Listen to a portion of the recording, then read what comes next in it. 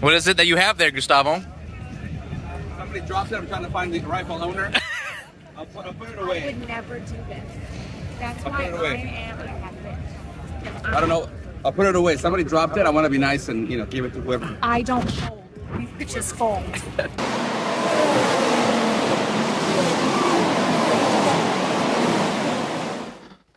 All right, welcome back to Friends with Cars F1 Talk podcast.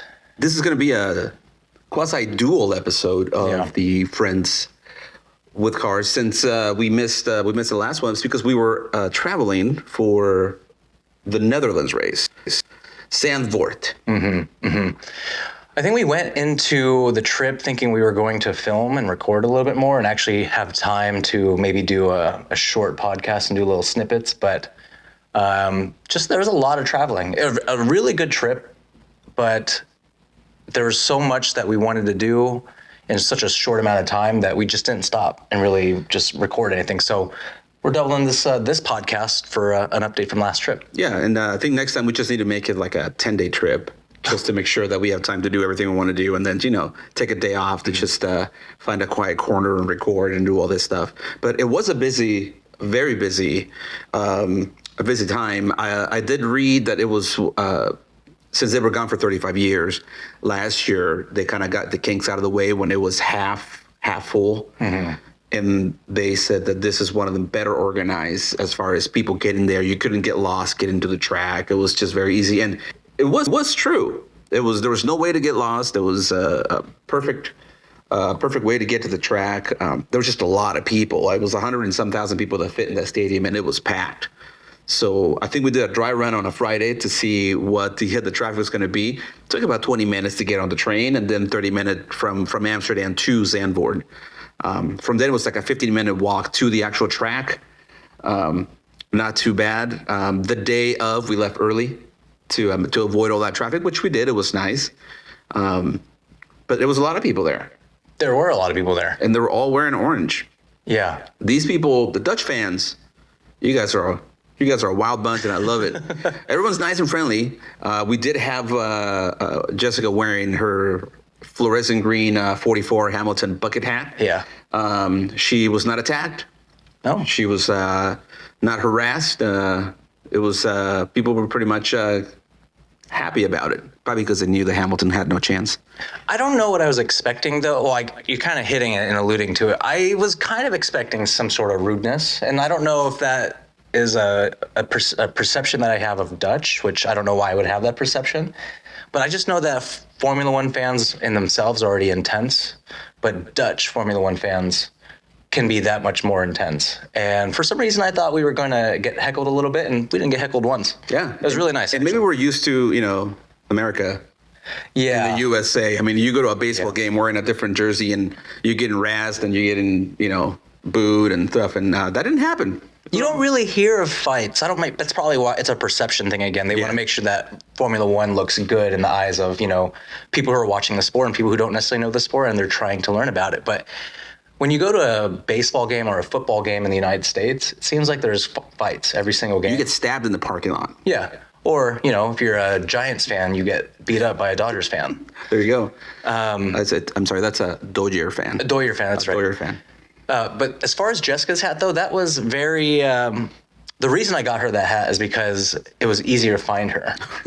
I didn't want her getting lost. It was very easy to find her in a crowd of people. I never got separated from her too much, but we were watching the replays of the race. The first lap, after the first turn, before the second turn, I actually saw her on the TV because she was the only one in that area wearing the yellow hat. Yeah. We did encounter some other non-Verstappen fans. A couple were sitting next to us. There were Hamilton fans, there were Mercedes fans. I saw a couple of shirts for Alfa Romeo, a couple of Ferrari. For that many people, everyone was wearing, everybody was there for Max. Yeah. It was great energy. It was incredible. The people were very nice, very lovely. It was very organized. I would say there was a lot of alcohol, as you would expect, but I didn't see many drunk people, which is kind of weird. At the end, you see some people that were kind of, drunk, but... Yeah, but they weren't. And again, we're comparing it to the United States. Yes. Like, an American who's drunk is loud, obnoxious, slurring their words, tilting over. But yeah, I didn't see. There's a lot of alcohol had at the track, and no one was really out of place. And by the way, I love the way they made the buying the alcohol very easy. First of all, if you recycle, you get a discount on your beer. Otherwise, they charge you like the extra, €1.50 for the container. But if you recycle, you bring the can back, then you get the regular price for the beer, which is not. I mean, you go to a stadium here and it's like $15 for one beer. Over there, it's standard. It's like €6 for a beer, which is what we usually. I mean, it's what we pay here for a regular beer. Yeah. So that's kind of nice. So you see people collecting all the cans to go back and get like the little wooden coin so that they can get the beer, easier the way. And everything's tap pay, so it was nice. I appreciated that. We need more of that here. Although here probably have a lot more drunk people that get in fights and stab each other. And I'll bring it up because I've mentioned to you, I didn't know what I was expecting about the food. And you've mentioned that Dutch are really just known for their drinks or their Incredible beer. Really good beer. But I went into the Netherlands expecting, to have a nice Dutch meal. And there was, for whatever reason, a lot of Argentinian steakhouses. Argentinian steak and burger houses. I did not get the full effect or the full experience of the Dutch food. Yeah, and listen, if you guys are listening, you think we're wrong, send us a message with what is Dutch food or what's a traditional Dutch dish? Pancakes. The Dutch pancake, of course, I had some of those, are delicious. But basically it was just meat and potatoes. Somehow the fries were like a big deal, like the best fries in Holland or the best fries everywhere, and they were just fries. I don't know, maybe we have too many fries here. Frites. A lot of mayo on the fries, of course. Yeah. But yeah, so I don't know. Basically, Netherlands, Holland, to me, is just beers. They have incredible beers. I'm not talking about Heineken, of course. That's like the worst beer they have. I'm talking about all the other beers that you go there and you have, and they're phenomenal. A lot of local breweries. It's fantastic. Even the Bavaria. Bavaria is one of the, how do I put this? It's like, it's not a craft beer. Bavaria is not a craft beer, right? Right. But it's a local beer to the area that is way better than Heineken. Oh, absolutely. It's a lager that's, I don't know if they do smaller batches than the Heineken one, but I don't know. I think in craft you have to do under a certain amount of gallons. I think they make more than that, so it wouldn't be craft. Right. But yeah, there's so many different options, and I think that was definitely one of the best ones. Yeah. Solid beer. Solid beers. Well, back to the track, though. The race was really good. It was kind of a blur, to be honest with you. A lot of alcohol had. But I want to go into leaving the track. You had talked about the organizers planned it for this year with more capacity because last year it was reduced. Getting to the track was really easy. You didn't get lost. There was a lot of signage getting there. It's kind of flawed the way it is for when it leaves because there's one train system that leaves the town to go everywhere else. Right. Everyone is taking the train to leave, and it took us about 3 hours, 4 hours just to leave the track. Right. That was definitely an experience. I'm not complaining, but I don't know if there's any way they can improve that. There really isn't. No, and I think most of them probably were tainted by our last travel to Formula One, which is Mexico City. It was easy to get to the track. I mean, it was easy to get to the track this time around. Getting into the track was easier. Getting out really was no issue. You just walk out and divert wherever way you're going to go. I think because there was only one way in and one way out of the track to go back to where people were staying. I think that's why it was congested. But even just walking out of the track, there was just a line of people that you had to stand behind just to literally walk 2 miles to get to the exit. You couldn't just walk to the exit. It was just literally you're crawling back to the exit. So, this is the first time they've had a full stadium since they came back to Zandvoort. So maybe they'll work on that and change it. Mm-hmm. The other thing on the track is kind of funny is they put up this like black tarp to cover some areas as you're walking. Some of the best views of the track is, of course, you see the start and there's the turn. And all that was literally you're on top of a hill walking to where the area is that you can watch. And they put black tarp up to cover the fence, which, of course, people immediately just pull down. And it's an incredible view. But then they have the security guards. They're like, you got to keep moving. They don't want you to stay there. Yeah. I'm like, it makes no sense. If this is a great spot and you don't want people to just watch from there because they didn't pay enough, I guarantee you that's a better view than the grandstand view on that turn. Put up stands and charge people for it. Mm-hmm. But put in tarps up, it was kind of ridiculous. They did that. It's kind of funny. Prevent people from watching the race from there. And it's like everyone literally pulled the tarp down and took a seat. But there's definitely strength in numbers because when we first stopped by there, we were like, I think we're not supposed to be standing here. And we noticed that people were actually pulling down that tarp that you were talking about. But I kind of wish we would have just sat there because that was a really good spot. But the fear that I had was if we were going to sit there, we were going to miss our chance on getting a good spot for where we were actually supposed to be, and we were going to get kicked out at that area where they had the black tarp. Inevitably, they allowed people to stand there. There's strength in numbers because they weren't going to kick out everyone. Right.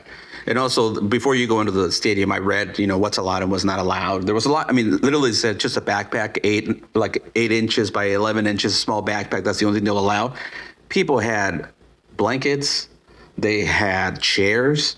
I saw people with like a rucksack, one person with a big backpack. Yeah. So I don't know how. I mean, maybe that was just maybe that's a known thing. You don't really have to listen to what they have to say to you. But the people were bringing in. I saw a cooler. And I just I don't know how that works, but actually alcohol was allowed to be brought in. So maybe if you have your alcohol in a cooler, they were okay with that because that was actually allowed. Alcohol was allowed to be brought in. Yeah.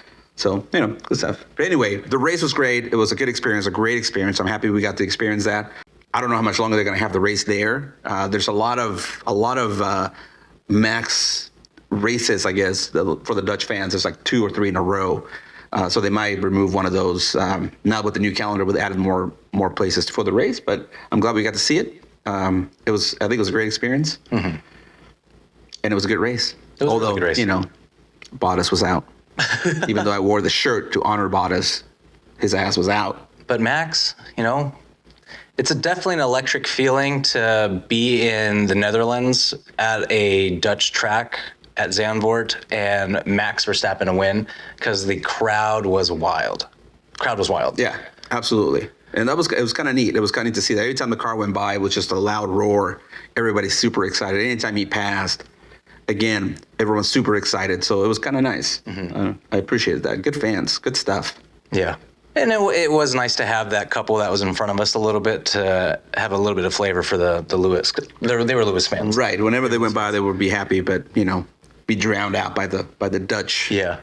The Dutch cheers for Max. Because that's why I got a little not nervous. It's not like we were going to get jumped or anything like that, but because his wife, I assume it was his wife, every time Lewis would drive by, she would cheer, "Yeah, Lewis." I'm like, "Oh, girl, you better calm down. You're asking. You don't know where you're at." So, but no, it was really nice. Like I mentioned, the Dutch people were really inviting. Absolutely. Very inviting. And so anyway, if you're looking to go into Zandvoort for a race, it's a great experience. You should definitely try it. It's fun. Yeah, the back is going to be going back is going to be a little rough if they don't fix that problem, but it's still great time to go. Yeah, unless you're staying in Zandvoort. Like, I wonder if there were a lot of people that stayed in Zandvoort. Maybe they might have. You know what? I didn't even look at Zandvoort. I think most everybody stays either in Haarlem or Amsterdam. Yeah.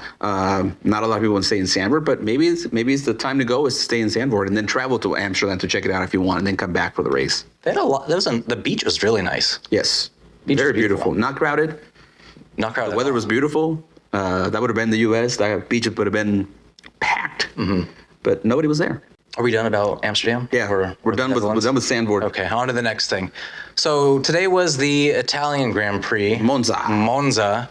Before we go into other things, we were talking about the Zandvoort track, and while we were watching the race, I had asked the question if we thought that Monza would eventually be kicked off the track or be kicked off the calendar. Yeah. I know it's an unpopular opinion, but I think it should be. I know it's a political thing because, it's an Italian track, Ferrari. It's iconic to have Monza, but while we were watching the race, and I've seen the layout for Monza plenty of times, but I was looking at the layout again, I'm like, this is boring.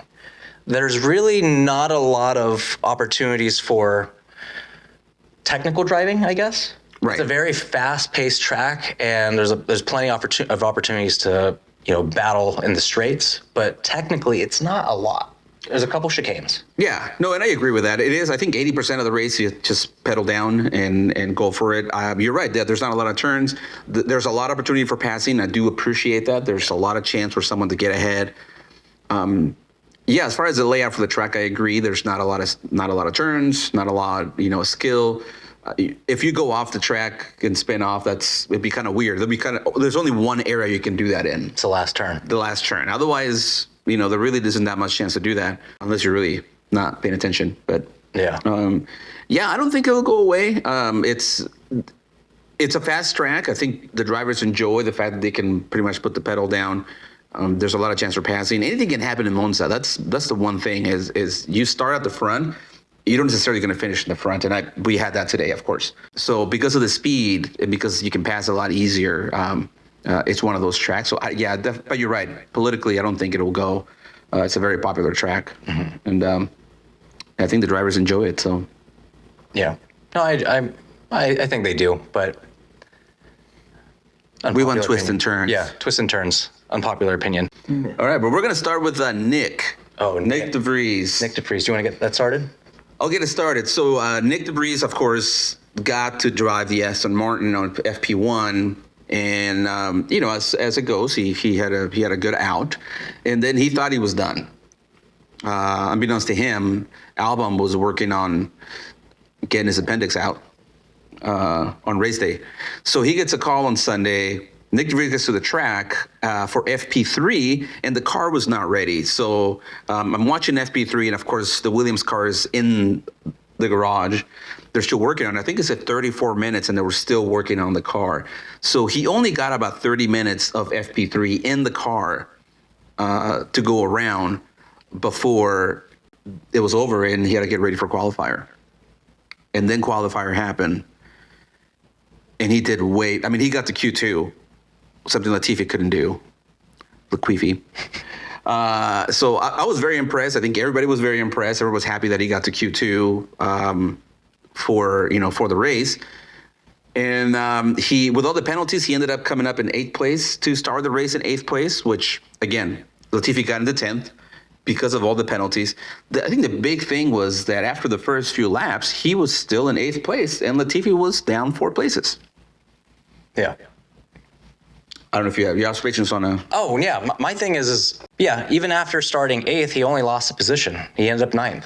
And there's a lot of battles that he was having to get to that place, and he deserved to get his first points, his first Formula One points in his first race. Now, you looked it up. I did look it up. Well, it was posted online. I looked it up. So George Russell, it took George Russell 48 races Fuck George. to get his first Formula One points with Williams. Yep. It took Nicholas Latifi 28 points to get his first points. 28 races. 28 races to get his first points. Robert Kubica, 11 races to get his first points. Alex Albon, 3, which is really good still. Yeah. And Nick DeVries, his first race, gets his first points. I know we touch on this frequently, but Latifi, what the hell is going on with that guy? He just they need to let him go. They need to let him go. We all know that Formula One is, how should we say, it's All about the money. it's all about the money. It's all about the pretty girl. Latifi is the pretty girl. His family's a billionaire. They're billionaires, so they have the money. So, of course, just like Stroll, he gets to buy his seat for Williams, and Williams needs the money to develop. So usually teams can afford to have a shitty driver and a good driver because they have the money, so that one good driver can succeed. But it seems to me that when you have someone like Nick DeVries who goes on his first race, and maybe it was, beginner's luck, maybe it was just the adrenaline of being on his first race, but the fact that he gets in the points, does a better drive in qualifier for Williams, it kind of tells you that you have 2 vehicles that can actually get you in the points every race, as opposed to having one, and then Latifi, who was always going to finish last, unless people go out, and then he's not last, but then he's last of the active drivers. Is Williams filled up for next year? Or did they sign Latifi? No, Latifi's not signed yet. Is Albon signed to Williams? Albon is signed, I believe. Albon is secure for Williams. Latifi's seat is still open. People keep saying Latifi's fighting for his seat. There's no fighting. It's like Mick Schumacher. He had like one good race, and everybody's like, "Oh, he's good. He's back." It's like, no, he's had one good race. He hasn't done anything since. Right. So Latifi hasn't even done one good race. I think he qualified pretty high up one time, and he started early or up in the standings, and then of course finished in the back. And I think that was because it was raining. That's right. Yes. It was a rain there was a qualifying with rain. Right. Yeah, the rain's the ultimate equalizer, right? Anybody can win when it's raining because it's rain. Yeah. Everyone's going to be equally slow. Latifi did well. Once the race started, of course, he didn't do well. It's like Lance Stroll, right? He's like a rain specialist. There's a couple people that call it a rain specialist, but anytime it rains, they suck anyway. So I'm like, I don't even know why. Is it because they've driven where they're from, it rains, or they've driven more in the rain? But there really is no rain specialist. I mean, I think Carlos, at one point I was like, oh man, when it rains, he does good. I think he had 2 races that we did really good in the rain. It's like, yeah, that was just luck. Yeah. It's raining. It's the ultimate equalizer. He hasn't been on my radar. Well, I don't know if he's been on your radar, but he hasn't been on my radar. He's just the reserve driver for Mercedes, but can you see him driving for Williams? Oh, absolutely. Because he is a Mercedes driver. He's a development reserve driver. And, they have that program where if they want to develop a driver, some of them go to Williams and they can be developed that way. So I can see him going to Williams. Listen, he's definitely proven it. After Piastri, anything can happen, right? You can belong to anybody, and then you can do whatever you want. No, I think he needs a seat. I think Williams needs to fill that seat. I think they can probably keep Latifi and keep that money that he brings to the seat. But I think if they give it to Nick de Vries, I think it'll benefit Williams. It'll make for a better weekend drive. For everybody involved and a little more competitive. I mean, you saw Williams fighting for position. It'd be nice to see 2 Williams fighting for a position, which we didn't have. So, yeah, I think he deserves. I think he has a chance to get that seat. Yeah. Again, it's all about the money, which I appreciate that about Formula One. As much as I hate it, I love it. I wonder if there's a way that Toto can go to bat for Nick de Vries. It seems like they're really close. Obviously, him being a developer driver for Mercedes. They're always in the garage together, talking, going through the engineering stuff. But I wonder if there's a way where it's all about money, right? So if Nick de Vries doesn't bring in the money necessarily, is there a way that Toto can bring in sponsorships that would sponsor de Vries to go to Williams? I mean, we all know that Nick already kissed the ring, right? He must have. To be in the garage with Toto, he already kissed the ring. All he's got to do is make sure he continues to kiss the ring. And give credit where credit's due to the godfather of Formula One, which is, of course, Toto Wolff. And I think you'll be fine. Yeah. Again, it's all about sponsors. Williams just have to make sure they have enough money to cover the cost for those cars. And I think Latifi covers that. But if Nick de Vries can show up and bring some of those sponsors with him that can help him out, I think they got it. Mm-hmm.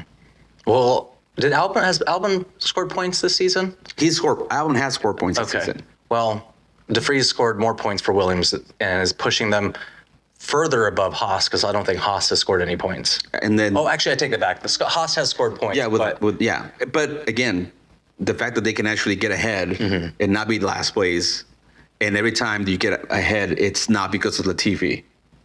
You got to switch that driver. Moving on, Ferrari's luck. So usually with Ferrari, the only team that can beat Ferrari, of course, is Ferrari. It's either the driver or it's either the strategy. Today was just bad luck. There was a virtual safety car. Of course, Leclerc went in. As he goes in and he's getting his tires changed, the safety car ends. So he didn't get to make up that time that he thought he was going to have. He still got close, but no cigar. Mm-hmm. Well, what's even more unlucky is the fact that Daniel Ricciardo suffers a power unit. Was it power unit? Nonetheless, he got DNF'd with 4 or 5 laps left. Yeah, lap 47, I believe that happened. Yeah, and brought out a very late safety car. Very, very late. Now, I know we joked about it. There was no red flag, and one of the options was they could have red flagged the race, brought the car out, brought the tow, get the car out, and then do a standing start. Again, and then they would have had 6 laps to finish the race. Mm-hmm. They don't have to do that. It would have been nice, but that didn't happen. And I think it didn't happen because of what Michael Massey did last time. He scarred them. I think they're still scared to pull the trigger. They're being overly cautious on it. I think when I saw the safety car and I saw cars going up over him, I was like, okay, they're unlapping themselves, but there was only like 1.5 laps left at that point. Mm-hmm. But then Bottas stayed behind and there was another driver, I think it was Gasly, that stayed behind. I'm like, well, they have to unlap themselves as well. But that didn't happen because by then they probably got told, you're going to finish behind the safety car, which made no sense. I think they should have red flagged and started again, but that's, for me as a fan, I want them to see them race. I think they just played it safe. Well, I want to bring up and read the canned response. I'm assuming it's a canned response. Oh, they were ready for it. They were ready. As soon as that safety car had to come out and they didn't react quick enough to maybe calling out the red flag that you were talking about, I think they were like, okay, we have to put a response together. But they said, while every effort was made to recover car number 3 quickly and resume racing, the situation developed and marshals were unable to pull the car into, they were unable to put the car into neutral and push it into the escape road. As the safety of the recovery operation is our only priority and the incident was not significant enough to require a red flag, the race ended under safety car following the procedures agreed between the FIA and all competitors. Attentively, Michael Massey. I'm sure he wrote that and they had it already. Right? You're like, oh, what he did last time? Yeah, let's just put that one out. Yeah. Yeah, I think it was. I think they're being overly cautious. I think they don't want to piss anybody off. They want to, seem fair. And yeah, let's face it. The only fair way to do it is to wherever the drivers are at that time, finish the race where they ended up. I mean, it's unfortunate. And listen, I don't think Charles had enough time to catch Max anyway. If there was no incident with Daniel Ricciardo, Leclerc wouldn't have caught up to Max. No. You probably would have had a change with probably Sainz and Sergio Perez, Lando Norris. I think those guys were still moving up. Nick de Vries was still in the mix. He could probably finish one spot below, but I think it was pretty safe where he was. So I think you would have movement there, but I don't think they would have been able to caught up. So yeah, the result is where they were, and I guess that makes sense. It was just unfortunate. But we'll never know. But if they did have enough time, if they pulled Daniel Ricciardo's car off the track and it gave them a minimum of 2 laps to actually race and finish under a green flag, both Max pitted as well as Leclerc pitted. They were both on softs, both fresh tires. Actually, so I don't know if Max had fresh tires, but Max was on a new set of reds. And Leclerc had scrub tires. Yes, Leclerc and Russell. But I don't know if that would have been that big of a difference. Maybe with Leclerc having scrub tires, maybe they were broken in enough. It's probably not the best terminology, broken in enough. But the carcass was hot enough. But I think the carcass is hot enough. But I don't think that Leclerc would have gotten him anyways. Max had a lot more pace this race. Yeah. To begin with. I agree. And I think we saw it in the style of driving. Leclerc came up pretty fast right away. He's a bold driver. He does the late braking. I don't think it would have made a difference. Yes, Russell and Leclerc would have had a chance to try to pass him. And maybe Leclerc and Russell might have had a tussle. That kind of rhyme, and I apologize for that. I don't think it would have changed the outcome. Max just had the speed. He was flying. He can do no wrong this season. Finally, he might be able to win his first Formula One championship. Yes. Last year he won the FIA championship, but this year it can be the Formula One championship. Well, the commentators brought up the fact that just based off of the math and the computations and how many points are left in the season, with how many races, he could potentially win his first world championship in Singapore. Now, obviously, there are other cards that have to kind of be played. He has to get first, and everyone else has to kind of do shit, not score any points. But he could potentially win his first world championship in Singapore. Oh, absolutely. Which is actually, I can't wait for that, because I love Singapore. It's a street race. It's very close quarters. And it's really hard on the drivers because of how hot it is. So it's going to be a really good race. Yeah, no, I'm excited for the following races. I think it also, and I don't know if it's, in my opinion, I think I saw this with Hamilton when he was winning, and it was like convincing that he was going to win. And it was just a matter of waiting for that race to happen because they figured that's where he's going to win. Once you get to that point, I seem to enjoy the other drivers a little more. Because you're not focused on who's going to win or not. But then I think the other drivers also kind of just go, fuck it. We already have a winner, and now I'm just battling against this team. And it seems like everybody just gets a little more oomph. And that's when you see, Max maybe not finish first, maybe finish second or third. But then you have battles for the second place and third place in the Constructors' Championship and the fourth and fifth place. So the top 5 places are the ones that are the coveted ones. Yeah. So it's exciting, and I'm really excited for the races to come. We'll go to the next one. The booze for Max. There was a lot of anger, a lot a lot of talk about when Hamilton got booed one time. And people were like, this is not what we do. F1 is all about decorum and being nice. We support all the drivers. Maybe that's just the trashy American in me. I like a little booing. I like a little, I like to watch the world burn. Let's face it, that's just who I am. And I like the boost because, the fans, no one's getting hurt. It's just the fans are like, hey, fuck you. I like this guy better. I'm okay with that. Max got booed hard today. Yeah. When they were interviewing after he won, and I could tell that you can hear the sound, of course, and you can then hear that they kind of muted the crowd, like the sound system changed so that you really couldn't hear the crowd anymore. Because even when they interviewed Charles, you didn't even hear the cheers, which they were cheering for him. So it's kind of weird that if one's like, hey, let's keep it nice, and it's like, no, fuck that. I want to hear the boos. And of course, the podium starts coming out, and there's like this weird music that we've never heard before on the podium, right? As they introduce the drivers. So then, Russell comes out, and all you hear is this music, and I'm like, you can barely hear the crowd. And then Charles comes up, and you can barely hear the crowd. It's like, that's never happened before. Of course, once Max came out, you did hear the boos a little bit, but they were drowned out by the music they were playing. So I think it's bullshit that they did that. I like the boos, and I guarantee you they're probably not going to make a big deal out of the fact that he got booed. But when Hamilton got booed, they made a huge deal about it. So I don't know. I hate Max as a driver. I don't know him as a person. I don't want him to win, but he's going to win. But I think it's unfair. Yeah. Well, what's unfair? That they muted the boos. Oh, okay. I think he earned those boos. Yeah. And I think he takes those boos and makes them into wins. And that's part of watching the world burn is like you can boo him all you want, he's still winning, right? It's like bring it on. Like, but that's the thing though, is as fans who are always watching the race, we realize that kind of stuff. I'm sure everyone probably noticed the same thing.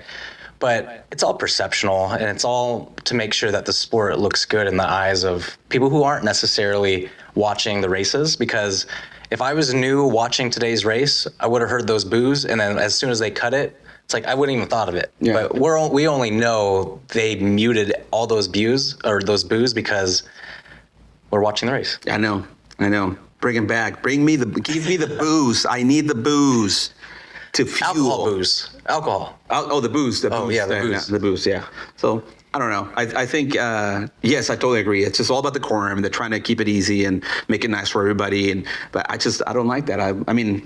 It's Formula One, but I want the booze to fuel the driver. Yeah. Listen, Max heard the booze, so next race, he's probably going to win again. And that's his biggest, the biggest middle finger he can give to everybody that booed for him is to win the race again when you will, right? So it's kind of cool. I'm excited. I know you and Jessica don't like Max Verstappen, but I'm excited for him. I'm not a Max Verstappen fan myself, but it's going to be nice to see him win his first world championship and actually earn it. Right. Just because now it's validated. Oh, absolutely. And that's why he's in his mind, he's thinking about that, right? It's like, hey, it was controversial. They're gonna say that I'm not the real champion. So inside of him, he's probably wants to make it a decisive win. So there's no chance. And I think at the beginning of the season, we kind of made a comment. They're not calling him Formula One champion Max Verstappen. It was just Max Verstappen. And even today, they made a comment about what happened last year. So it's in everybody's minds, whether they want to admit it or not. Everybody's thinking about it. Everybody's talking about it. It was a questionable win. So therefore, that's why I call him the FIA champion. It makes me feel better. It makes it easier to say champion when I say he's the FIA champion. This year, he's going to be the Formula One champion. There's nothing, you can't deny that because it was decisive. It wasn't even close. Right. And I appreciate that. I will tell you, though, as much as I don't like Verstappen, I hate Russell even more. I don't know how that happened. I can't even explain it, but I realized it today when I don't want Max to get to the front, but he was right behind Russell, and I was like, yeah, fuck him up, pass him. I'm sorry, I just can't stand Russell. What is it about him, though? It's his face. It's the way he talks. It's the awkwardness that he has. It feels like he's always playing it up for the camera. It feels like he's always being like an ambassador. Every time you see him interviewed, it's like he's doing the perfect thing. But isn't that what Lewis Hamilton did anyways, though? Yeah, but he was the first. Okay. You can't copy your mate's homework. I mean, that's just different. And I think there was an interview where it was Hamilton. They were talking to Hamilton, and then right after they interviewed Russell, and he said the exact same thing. And I'm like, well, either they both went to the same publicist and they're like, guys, this is what we're gonna say. But he said it the same way. But the fact that he said it afterwards, I was like, oh, come on. Yeah. It's just and he just looks awkward. And even when he wins, he's you win and people kind of go and like shake hands or kind of bump each other. Whatever. Yeah, I noticed. And he was like, hey.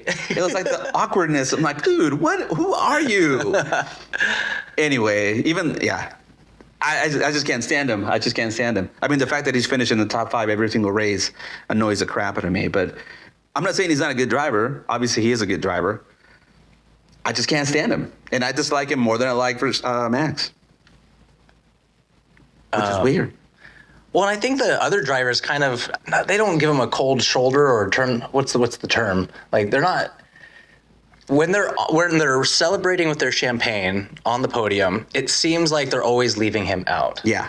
They're not celebrating with him, and it seems like he's always in a corner when he's in that podium area. Oh, yeah. Spraying the team, spraying other people, but he's not celebrating with the other 2 drivers who ended up on the podium. Yeah, they're all into it, and he's kind of like throwing it from back there. He's like, yeah, guys, this is cool for you guys. Yeah, and then he's in the back like...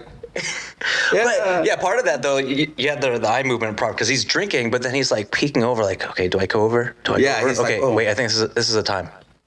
Do it. No, okay, yeah. He's awkward. He's awkward. He's an awkward fella. I know who this guy is. He's the guy that everybody knows. Like, yeah, he goes to our school. He's the smartest guy. He does really well. Like he's good for the school and he's good for our class, but we're not gonna invite him to the keg party. Like we know he's not, you know that guy, right? You know that guy. It's like the guy that was like everyone's like, yeah, he's fine, he's cool. He's like, yeah, but we're not gonna invite him to the kegger. Like he's not coming. And if he does show up, people are like, oh, cool, like and he's gonna be the guy in the corner, just saying, oh, I came to the party, I was invited. It's like, okay. But he's not invited. You know he's not invited, right? That's Russell. Fucking hilarious. That's Russell. There's going to be a big dinner.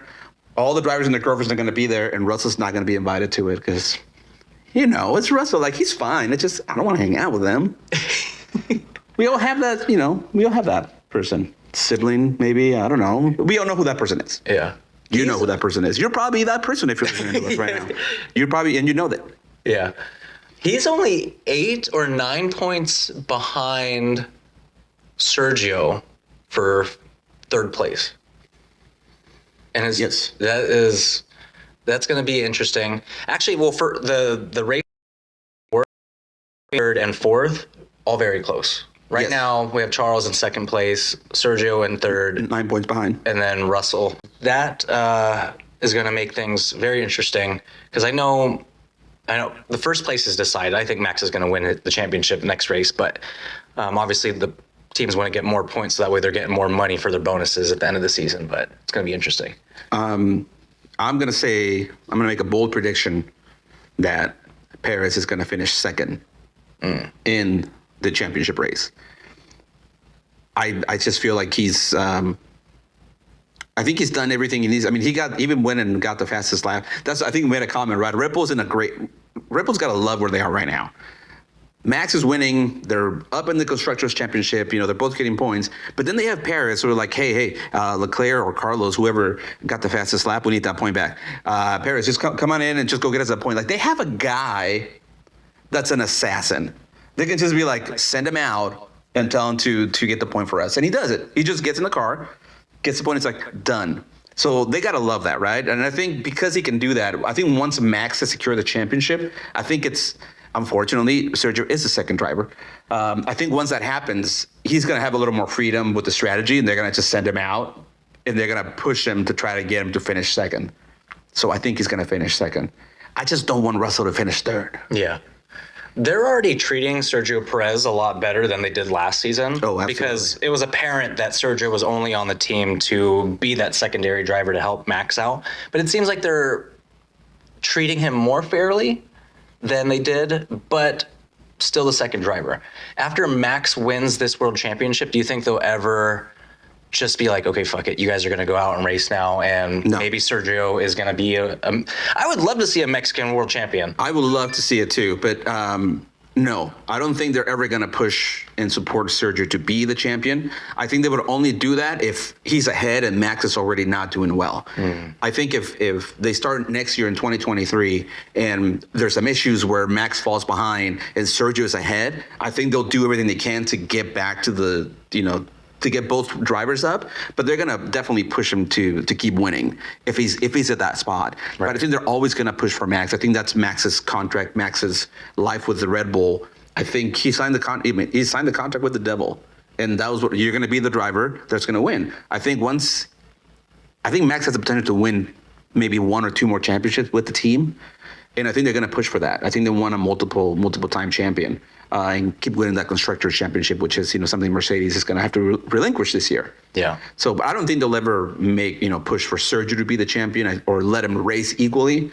I think it would only happen if he just happens to be ahead because of whatever reason. Yeah, that makes sense. In my mind. Yeah. But even then, I think that's fair. I mean, Sergio has to know he came in to support Max. He might think, I'll have a seat and I want to be fair, and they're going to throw you everything they can to make sure you feel good about it. But let's face it, Max is their boy. Mm-hmm. He's the runner. Yeah, as a driver who potentially wasn't going to have a seat a few years ago, I think you have to, I don't know, they're drivers and they're competitive, right? So I was going to say you kind of just have to be complacent and kind of know your place, but they don't have that mentality. No. I think even though he knows that he's a secondary driver, I would still be fumed though. Oh, absolutely. And even if you're a second driver, I think you always have that thing in the back of your head. It's like, yeah, but what if I win first? And if I win first, they're going to have to be like, okay, maybe you're not. I think, Yeah. That sounds like the Valtteri Bottas mentality. Didn't work out for him. The delusional mentality is like, if I finish first, it's like, if you finish first, we're going to say, congratulations, good drive. But we're never going to push you to be the champion driver that we're pushing Lewis to be. Yeah. Lewis ruins all that's nice. Just because it's Lewis. But even then, I still want Lewis to be Russell. Come on, Lewis, get your act together. Yeah. Where is Lewis then in the drivers' championship? I think it's like 5th. Okay. So, Yeah. because it's Max, Leclerc. Oh, no, it's Max, Leclerc, Perez, Russell, Sainz, Lewis. Okay. Yeah. So, there's a chance, though. There's always a chance. All it takes is just win 2 races in a row, and then you're back in it. Yeah. Yep. Well. All right. That's all we got. That's all we got. We'll see you in Singapore in a couple weeks. Couple weeks. Not next weekend, so in a couple weeks. Couple weeks, Singapore. All right, guys. Cheerios. Peace out.